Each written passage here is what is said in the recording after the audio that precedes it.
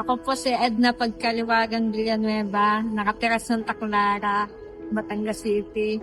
Ako po ay 52 years old. Ang akin pong apo sa pamangkit na si Jelisel ay bali po nagtitinda siya ng saging. Ang kanya po magulang ay parehong nakakulong. Kaya sa akin po muna siya, bali po ako tiyahin.